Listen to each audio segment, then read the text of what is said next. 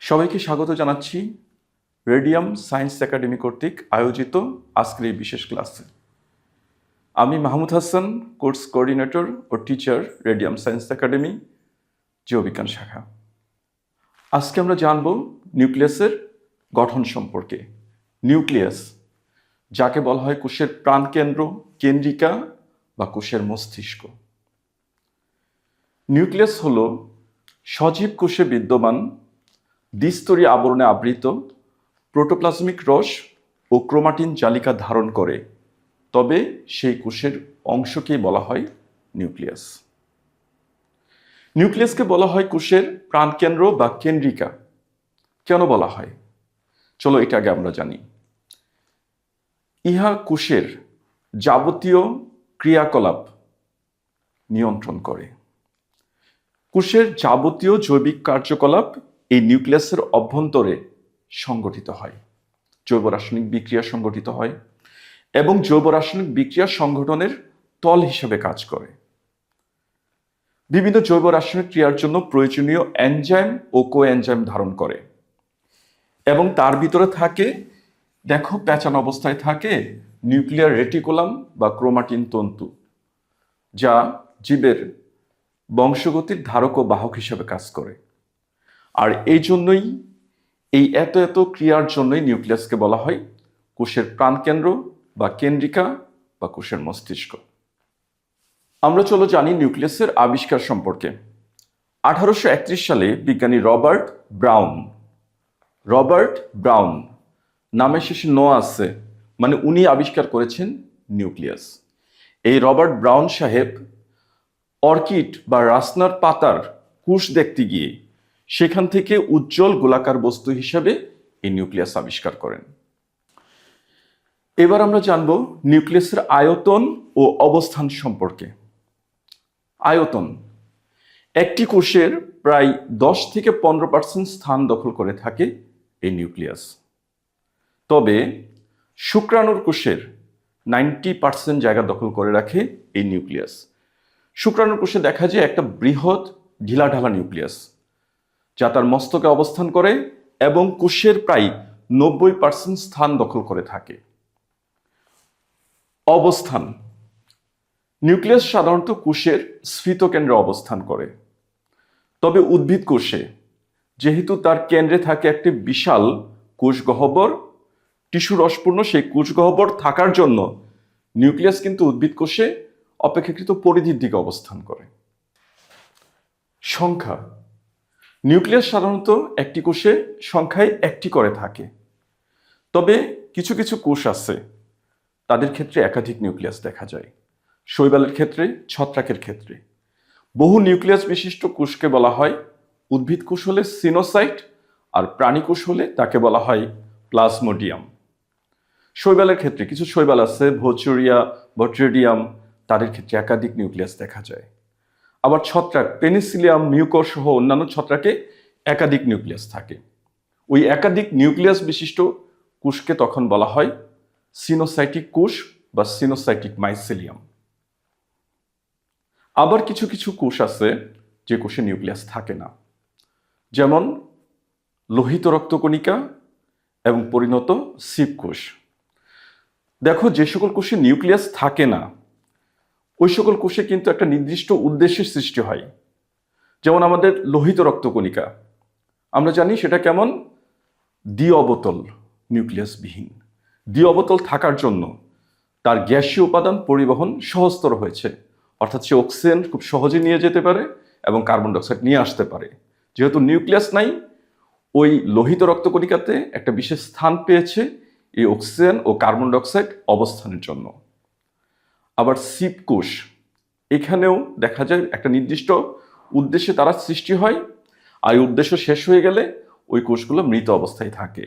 অর্থাৎ যে সকল কোষে নিউক্লিয়াস নেই তাদের আয়ুষ্কাল নির্দিষ্ট, যেমন লোহিত রক্তকণিকার আয়ুষ্কাল মাত্র 120 দিন। এবার চলো আমরা জানি নিউক্লিয়াসের বিভিন্ন অংশ বা উপাদান সম্পর্কে। আমরা সর্বপ্রথম জানব নিউক্লিয়ার এনভেলাপ সম্পর্কে।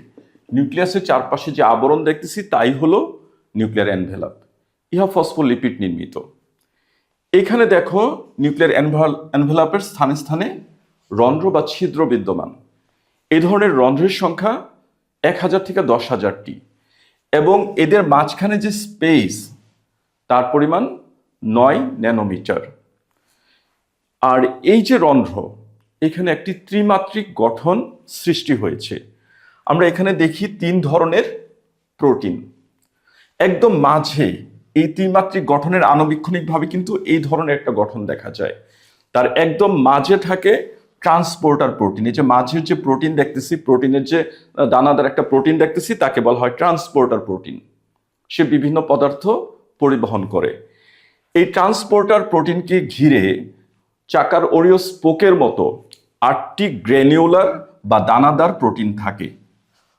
আর এই গ্র্যানিউলার বা দানাদার প্রোটিনের সাথে যুক্ত অবস্থায় থাকে অ্যাঙ্কর প্রোটিন। তাহলে তারা কিভাবে কাজ করে? অ্যাঙ্কর প্রোটিন যখন টান দেয়, সেই টানটা পড়ে কার উপরে? এই গ্র্যানিউলার প্রোটিনের উপরে। এই গ্র্যানুলার প্রোটিনের ভিতরে যখন একটা টান সৃষ্টি হয়, এর ফলে একটা চাপ পড়ে এই ট্রান্সপোর্টার প্রোটিনে। ফলে ট্রান্সপোর্টার প্রোটিন একটা চাপের ফলে তার ভিতরে যে রন্ধ্রের যে মুখটা, সেই মুখটা বন্ধ হয়ে যায়। তার বিপরীত ক্রিয়া হলে, অর্থাৎ অ্যাঙ্কর প্রোটিনটা শিথিল হলে আবার রন্ধ্রের মুখটা খুলে যায়, তখন বিভিন্ন পদার্থের চলাচল নিশ্চিত হয়। আমরা জানি ডিএনএর ভিতরে এমআরএনএ তৈরি হয়, আর এমআরএনএ এই রন্ধ্রের ভিতর দিয়ে এই নিউক্লিয়াস থেকে সাইটোপ্লাজমে চলে আসে।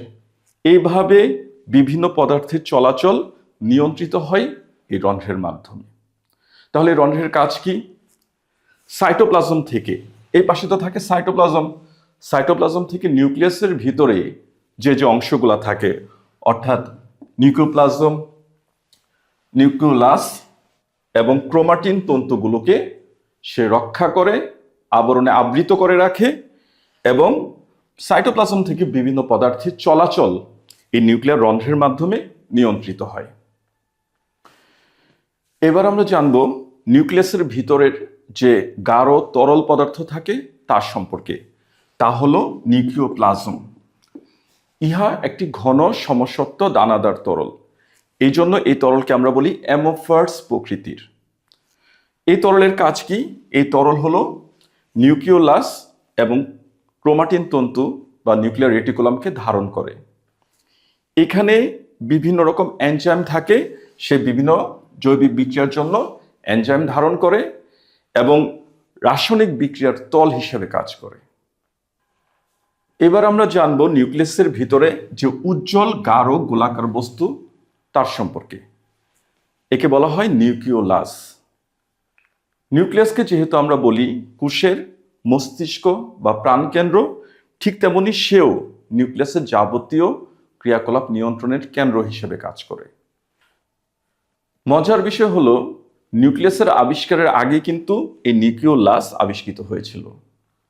নিউক্লিয়াস আবিষ্কারের প্রায় 50 বছর আগে 1781 সালে বিজ্ঞানী ফন্টেনা এই উজ্জ্বল গোলাকার বস্তু নিউক্লিওলাস আবিষ্কার করেন। যদিও পরবর্তীতে 1840 সালে বিজ্ঞানী বোম্যান ইহার নামকরণ করেন নিউক্লিওলাস। একটি বিশেষ ক্রোমোজোম, যাকে আমরা বলি সেট ক্রোমোজোম, এই সেট ক্রোমোজোমের একদম প্রান্তে যে গোলাকার বস্তু তাকে আমরা বলি স্যাটেলাইট। কোষ বিভাজনের টেলোফেজ দশায় এই স্যাটেলাইট এলাকায় নিউক্লিওলাসের সৃষ্টি হয়, অর্থাৎ পুনরাবির্ভাব হয়। যে কোষে প্রোটিন সংশ্লেষণ কম হয় সে সকল কোষে এই নিউক্লিওলাস খুব একটা দেখা যায় না। ইহা সাধারণত কোনো আবরণীবিহীন নিউক্লিয়াসের একটি বিশেষ অংশ হলো এই নিউক্লিওলাস। নিউক্লিওলাসের কাজ হলো আরএনএ ও প্রোটিন সংশ্লেষণ। আর এই জন্য যে সকল কোষে প্রোটিন সংশ্লেষণ হয় না সেই সকল কোষে এই নিউক্লিওলাস খুব একটা দেখা যায় না। আমরা সর্বশেষে জানব নিউক্লিয়ার রেটিকুলাম বা ক্রোমাটিন তন্তু সম্পর্কে। বিভাজনরত কোষে যে জালিকাকার গঠন দেখা যায়, জালের মতো বিন্যস্ত হয়ে থাকে বিশেষ সূত্রাকার গঠন, তাই হলো নিউক্লিয়ার রেটিকুলাম বা ক্রোমাটিন তন্তু। ইহা কোষ বিভাজনের সময়, অর্থাৎ প্রোফেজ, মেটাফেজ এই সময়ে ইহা থেকে জল বিয়োজনের ফলে তা খাটো মোটা হয়ে ক্রোমোজোমে রূপ নেয় এবং তখন রঞ্জক পদার্থ প্রকট হওয়ার কারণে এই ক্রোমোজোমগুলো তখন সাধারণ আলোকণবীক্ষণ যন্ত্রতেই দেখা যায়। এর কাজ হলো সে যাবতীয় বৈশিষ্ট্য বহন করে, পরিব্যক্তি, অভিব্যক্তি, প্রকরণ ইত্যাদিতে এই নিউক্লিয়ার রেটিকুলাম বা ক্রোমাটিন তন্তুর ভূমিকা রয়েছে।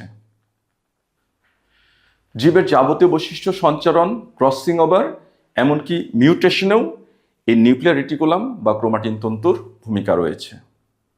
আমরা জানলাম নিউক্লিয়াস ও নিউক্লিয়াসের বিভিন্ন গঠন সম্পর্কে। আশা করি তোমরা বুঝতে পারছো। পরবর্তীতে এটা সম্পর্কে আরও ডিটেলস বিস্তারিত বিভিন্ন অংশ, ক্রোমাটিন তন্তু, ক্রোমোজোম ইত্যাদি নিয়ে আরও আলোচনা হবে। আশা করি সবাই সাথে থাকবে। ধন্যবাদ সবাইকে।